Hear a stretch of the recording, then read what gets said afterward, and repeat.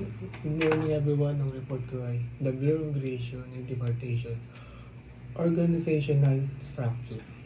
The Bureau of Immigration and Deportation of BID is composed of Board of Commissioner o BOC headed by Commissioner of BID and assisted by the Assistant Commissioner for Administration ACA and Assistant Commissioner for Operation ACO. BOC po ay ito yung pinakamataas na mga tauhan ng BID na pinamumunuan po ng commissioner. Ang commissioner naman po is ang pinakamataas na may autoridad sa pagpapatupad ng mga patakaran at regulasyon ng sa Bureau of Immigration. Ang commissioner rin po ay may responsibilidad sa pangkalahatang direksyon at operation, halimbawa sa paggagawa ng mga mahalagang desisyon ukol sa mga patakaran sa immigration. Ang ACA naman po is namamahala sa mga administratibong aspeto ng Bureau of Immigration. Siya po yung nagana ng finance ng mga tauhan at mga serbisyo, halimbawa sa pag-aproba ng budget, pag-hire ng mga empleyado. Next naman po is ACO. Ito naman po yung namamahala sa mga operasyon, pang-immigration tulad ng pagproseso ng mga aplikasyon at pagpapatupad ng mga batas, halimbawa pangasiwa sa mga proseso ng mga visa at pag-iimbestiga sa mga illegal na activity. Next naman, there are attached to Office of the Commissioner, OC. Office of the Executive Director, OED, and Board of Special Inquiry, BISI. Ang OED naman po ay tumutulong sa Commissioner sa pang-araw-araw na pamahala at operasyon. Ang BSI naman po ay nagkasagawa ng mga pandinig at pagsusuri sa mga kaso ng immigration, halimbawa sa pandinig ng mga kaso ng deportasyon. Next, the central office is located in Magallanes Drive, Intramuros, City of Manila. At doon tayo sa division ng BID. Administrative Division o AD. Ito yung nag-aayos ng mga gawain sa opisina tulad ng pagkuha ng tauhan, pag-iingat ng mga papeles. Halimbawa, inasikaso ang mga aplikante para sa trabaho. Next naman, Finance and Management Division, FMD. Ito naman po yung mamahal sa pera ng Bureau of Immigration. Then, Immigration Regulation Division, IRD pala. Sinusuri ang mga batas ukol sa pagpasok ng mga dayuhan at nagbibigay ng visa at sila yung na-aprobahan nila ang mga visa para sa trabaho. Next is Verification and Compliance Division, BCD. Ito naman po yung nagtitiyak na sinusunod ang mga batas para sa mga dayuhan. Next, Management Information System Division, MISD. Ito naman po yung nagbibigay ng mga gumagawa ng mga database para sa mga aplikante. Then, ID Division, the Intelligence Division. Ito naman po yung nag-iimbestiga ng mga illegal na gawain. Halimbawa na lang, nag-iimbestiga na sila ng human trafficking. Next, Port Operation Division, POD. Ito naman po yung mamahal sa mga aeroplano para sa dayuhan o sila po yung nagsusuri ng mga pasahero sa aeroplano. Next is Legal Division, LD, nagbibigay ng payo ukol sa batas. Then, Alien Registration Division o ARD. Sila naman po yung nagbibigay ng Certificate of Registration para sa mga District Office of BID, Batangas Immigration District Office, Butuan Immigration District Office, Calapan Immigration District Office, Cagayan District Office, Cebu, and Cotabato, Davao, Iloilo, and madami pang iba po. Next naman po tayo sa Field Office of the BID. Angeles Immigration, Akari, Bacolod, Baguio, and mas madami pa pong iba, Balanga, and madami po sa buong Pilipinas. Next is the BID is also maintaining, operating for the following satellite of office. Dito rin naman po yung Guanding Immigration Border Crossing Station, Brook Point Immigration Borders Crossing Station, Clark Immigration One Stop Shop. Madami ka po ngayon, hindi ko paliwanag. Next naman po is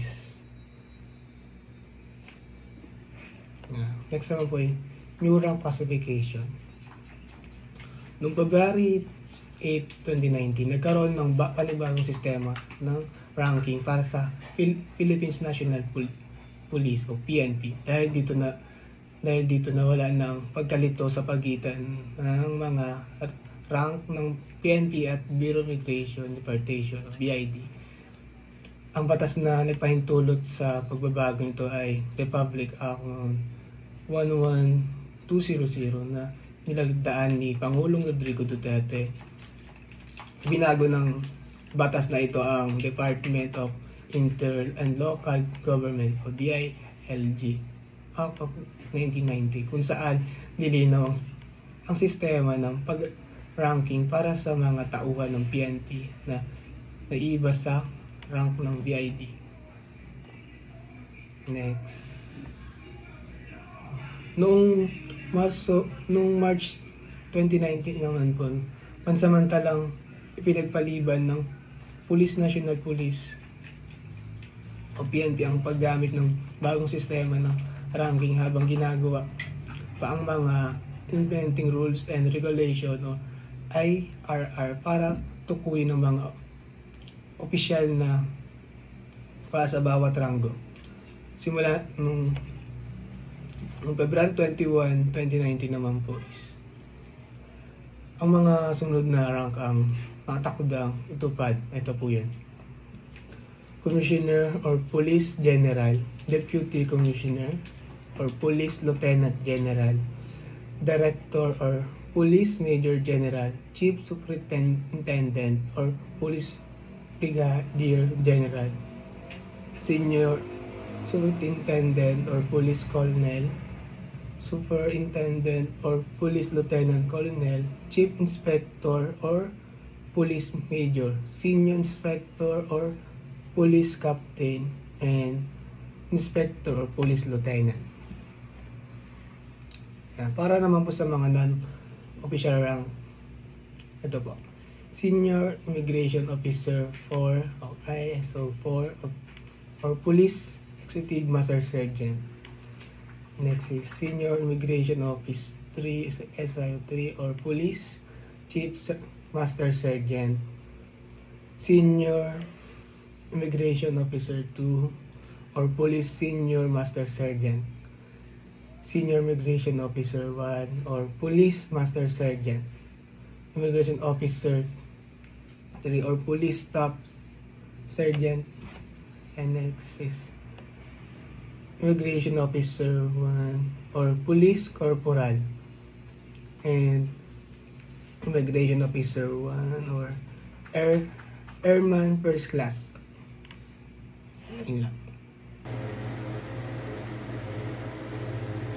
Public Service of BID. The BID mandate action include the following common public service: alien registration, grant of citizenship, special permit, insurance of certification, accreditation of private agencies, trusted traveler program, joining and repatriation of Filipino seamen and overseas Filipino worker. Additionally, the BID extend the following public services favor for exclusive ground: downgrading of visa, transfer of old or lost passport, amendment or correction of admission, restamping of visa, revelation of visa, failed to stamp encoded, failed to stamp not encoded, and immediate intention or grace period. Visa issued by the BID include immigration visa and non-immigration visa and special visa.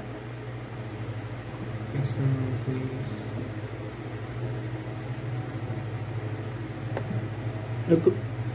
Recruiting and selection.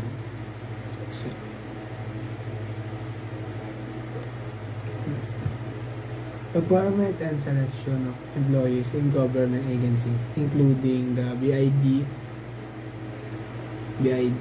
outlined in section 21, book 5, title, subtitle IBO on 292 include the following key points. Government employment opportunity are open to all qualified citizens with effort to attract the best candidate. Bukas po sa lahat ng kwalipikadong mamayan ay maaaring mag-apply sa mga trabaho sa gobyerno. Layunin ay makuha ang pinakamagaling na mga kandidato. Next is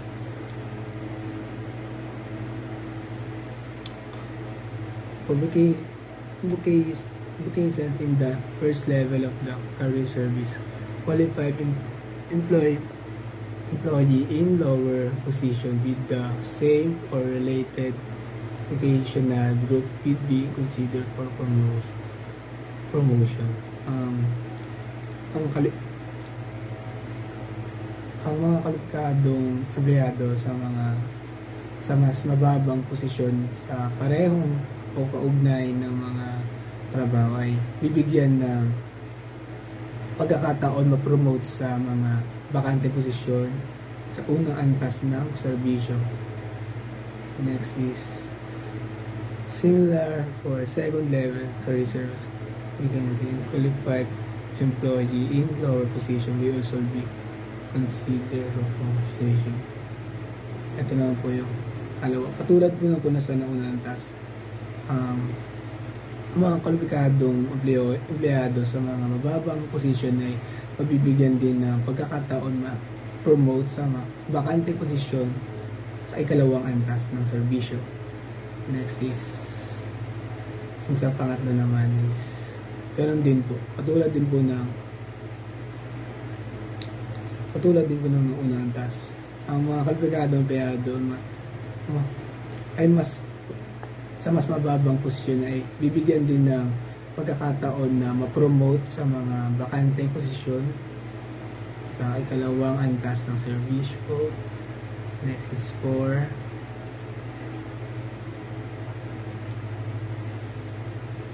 Ito naman po yung each agency must develop its own screening process, which may involve fitness tests in line with Civil Service Commission standard. Kinakailangan na magkaroon ng sarili proseso sa pagsusuri ng bawat ahensya. Maaaring may mga pagsusuri patungkol sa mental, physical, kakayahan,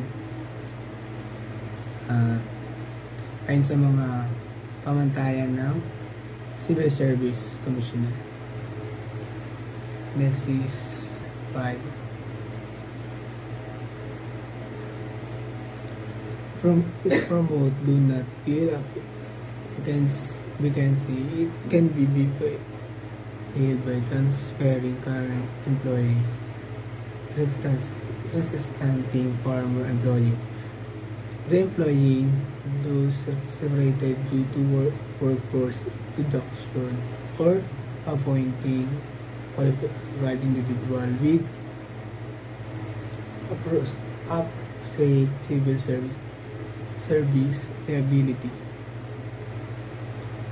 Kung hindi ba puno ang mga bakante sa pamamagitan ng pagpromote, maaari itong mapunan sa pamamagitan ng paglipat ng mga kalusukuyan na empleyado o pagbabalik sa trabaho ng mga dating empleyado o pag-empleyado muli ng mga natanggal dahil sa pagbawas ng trabaho.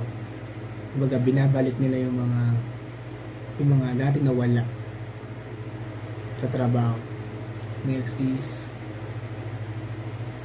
qualified next in rank employee was the right to appeal an appointment made in favor of another employee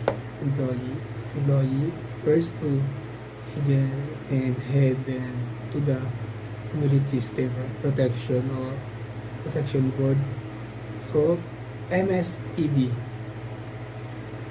and finally to the Civil Service Commissioner CSC if they are unsatisfied with the reason provided by the appointing authority. Para isang aplikado ay may karapat ang isang kwalipikadong empleyado na mas mataas ang ranggo ay may karapatan mag-apelan kung ang ibang empleyado ay nahirang sa ibang posisyon. Maaari siyang mag-apela sa pinuno ng ahensya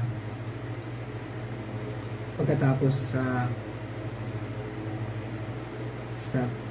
MSPB at paghuli sa Civil Service Commissioner kung hindi siya nasayahan sa mga dahilan ng nahirang na sa mga aplikado. Next is 7. Ito naman yung kinakailangan ng pagpasa sa isang kaukulan, pagsusulit para mahirang sa mga posisyon sa unang at ikalawang antas ng serbisyo ayon sa mga patakaran ng civil service maliban kung may mga nakasaad.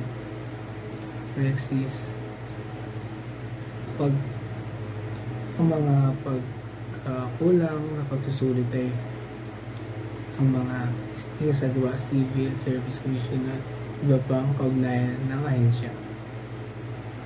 Sa madaling salita, ang pagkuha ng mga aplikado sa gobyerno ay dapat patas at batay sa kakayahan.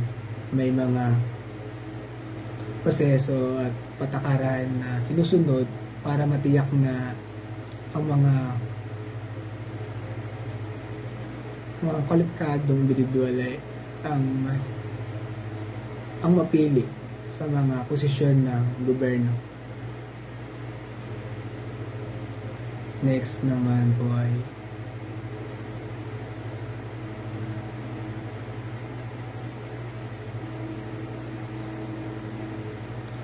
appointment status.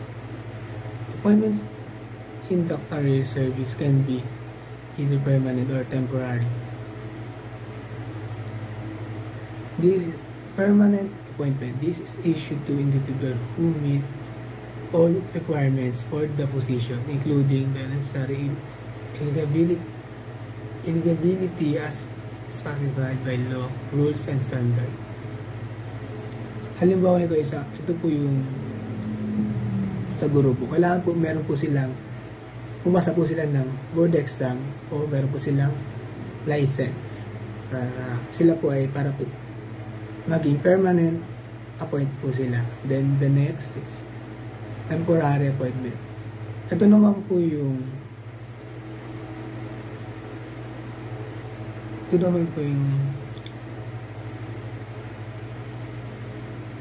ay binibigay kung walang karapat-dapat na sa aplikante na makakuha at kinakailangan mapuna ng bakante posisyon para sa kapakanan ng publiko.